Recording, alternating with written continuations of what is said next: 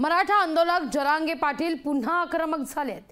हिंगोलीत बोलताना त्यांनी देवेंद्र फडणवीसांवर निशाणा साधलाय। मराठा आंदोलनाच्या एसआयटी चौकशी संदर्भात जरांगेंनी एक मोठा दावाच केलाय।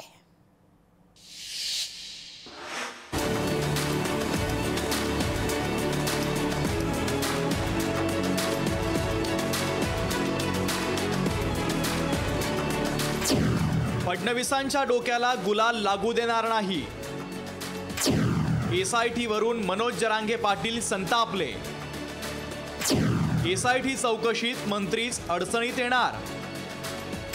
जरांगे पाटलांच्या नव्या दाव्यानं खळबळ। लोकसभेच्या निवडणुका तोंडावर असताना राजकीय पक्षांचं जागा वाटपाचं टेन्शन वाढलंय। महायुतीचे नेते जागा वाटपात व्यस्त असताना मराठा आंदोलक मनोज जरांगे पाटलांनी देवेंद्र फडणवीसांना पुन्हा इशारा दिलाय। देवेंद्र फडणवीसांच्या डोक्याला मराठे आयुष्यभर गुलाल लागू देणार नाही असा आक्रमक इशारा मनोज जरांगे पाटलांनी दिलाय। तुम्ही एसआयटी नेमली, राज्यातलं वातावरण दूषित झालंय, भावनिक लाट काय असते आणि आयुष्यात केलेली चूक किती महागात पडते हे फडणवीसांच्या लक्षात येईल असा थेट इशारा मनोज जरांगे पाटलांनी दिला। तुम्ही नुसते आता यासाठी नेमले ना, वातावरण बघा, राज्यात दूषित वातावरण झाले सगळं। एक नाराजीची प्रचंड मोठी लाट आली। तुम्ही फक्त बोलता ना, तुम्हाला भावनिक लाट काय असती आणि आयुष्यात केलेली चूक किती महागात पडते हे फडणवीसांच्या लक्षात येणार आहे। कायमचं आयुष्यातून बरबाद होणार राजकीय करिअरमध्ये। मराठ्यांची खुन्नस अशी, तुम्ही किती खुनशी आहेत आम्हाला माहिती, पण मराठी इतके खुनशी आहेत, आयुष्यभर तुमच्या डोक्याला गुलाल नाही लागू देणार। राज्याला मराठा आरक्षण दिलं असा दावा सरकार करत आहे, तर दुसरीकडे मराठा आरक्षणाचा प्रश्न अद्यापही निकाली निघालेला नाहीये। सरकारनं आम्हाला फसवलं असं मनोज जरांगे पाटील वारंवार सांगतायत। फडणवीस षडयंत्र रचत असल्याचा गंभीर आरोप करत मनोज जरांगे पाटलांनी पायी चालत देवेंद्र फडणवीसांच्या घरासमोर आंदोलन करण्याचा निर्णय घेतला। हा मुद्दाही बराच तापला होता।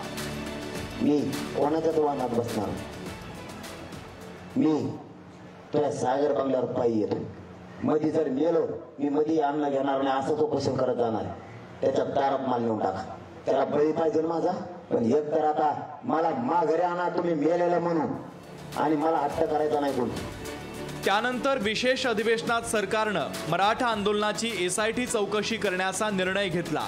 आता एसआयटी गठीत झाल्यानंतर जरांगे पाटलांनी पुन्हा देवेंद्र फडणवीसांवर निशाणा साधलाय। एसआयटी चौकशीत तुमचेच काही मंत्री अडचणीत येतील असा मोठा दावा जरांगे पाटलांनी केलाय। तुम्ही आणखी सांगतो माझ्या नाताला लागू नका। यासाठी सगळ्यात जास्त मंत्री तुमचे पुतणार आहेत, त्यांनीच सगळ्यात जास्त संपर्क मला केलाय, बाकीच्याने नाही। बघूयात आता पुढे काय होते।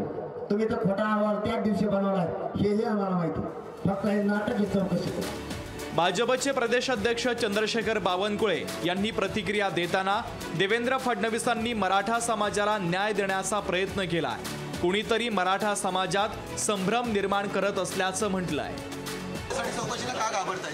तुमचं घटनांमागे कोणाचा हात आहे? मला वाटतं एसआयटीचा रिपोर्ट आल्यावर या विषयावर बोलता येईल। मराठ्यांना ओबीसीतून आरक्षण द्यावं या मागणीवर जरांगे पाटील ठाम आहेत। जरांगे पाटील यांनी पुन्हा एकदा विराट सभा घेणार असल्याचं सांगत आपले दौरे देखील सुरू केली आहे। जरांगे पाटलांनी सरकारच्या विरोधात वाढवलेली धार पाहता येत्या निवडणुकीत मराठा समाज महायुतीसोबत ठामपणे उभा राहणार की जरांगे पाटलांच्या हाकेला साथ देणार हे पाहणं महत्त्वाचं आहे।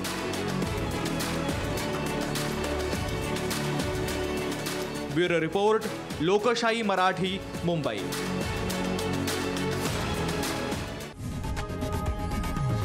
लोकशाही मराठी ऐका, पहा, जागरूक रहा।